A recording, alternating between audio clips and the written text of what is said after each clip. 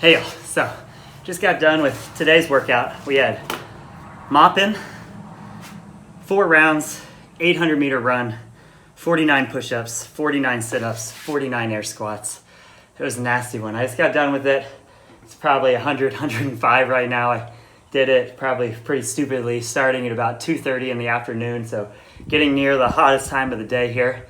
So it was hot. I've also been little sick, so this is my first workout coming back.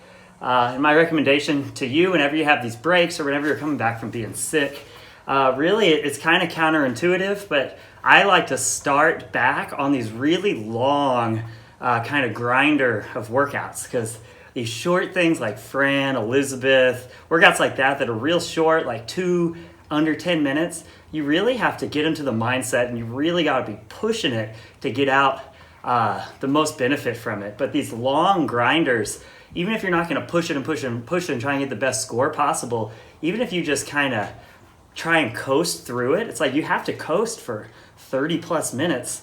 So it's a really, really good way to get back in the swing of things. So anyway, I think the fastest people are going to get this done under 40 minutes. I didn't even time it. My guess is it was between 40 and 50 minutes, somewhere in there. And I just really, it's hot, so I was just like, I'm going to come out conservative. I don't know how I'm going to feel. I actually ended up feeling fine, but I never really pushed it.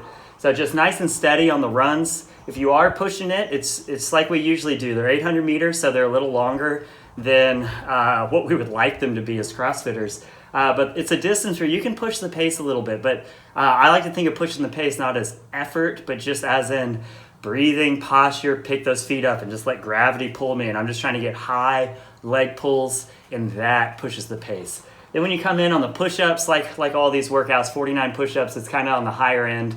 So you have to come out a little conservative just in case. But the other thing to keep in mind on this one is you're going to do your push-ups, then you got sit-ups, squats, and a run. So you have a long time in between your sets of push-ups. So I went 5s, went down to 4s at some point, some 3s at the very end on a couple rounds where I went a little too fast out the gate. So I feel like some people are going to do big sets and rest longer. I always like to do the shorter sets and just try and keep my rest small and consistent and just chip away, chip away, chip away. Sit-ups and air squats, they're just annoying. You just go unbroken. If you're doing the air squats, I like to think of it almost like rowing, where it's just a consistent pace. Then if I'm trying to pick the pace up, I do almost jumping air squats. And I'll usually, with big numbers like 49, I'll usually do 3 jumping air squats, then 3 with a very slight, not even really a pause up at the top.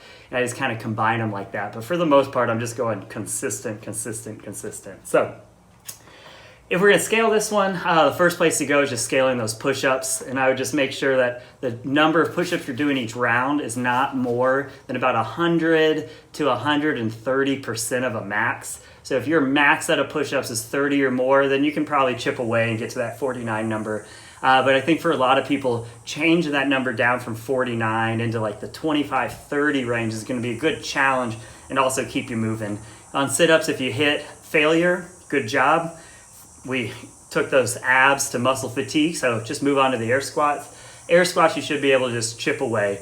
Runs, we can scale them down to a 600 if your best mile time ever is between 7.5 and 10 minutes, and down to a 400 if your best mile time is 10 or more minutes. But for the most part, this is just a grind, chip away, chip away, chip away. Be a little conservative on the push-ups, especially in the beginning round and at the beginning of that second round. From there, you'll have a pretty good idea of what your strategy should be from there on out. Steady on the runs, sit-ups, squats. Be careful on the push-ups. Have fun with this one. Talk to y'all soon.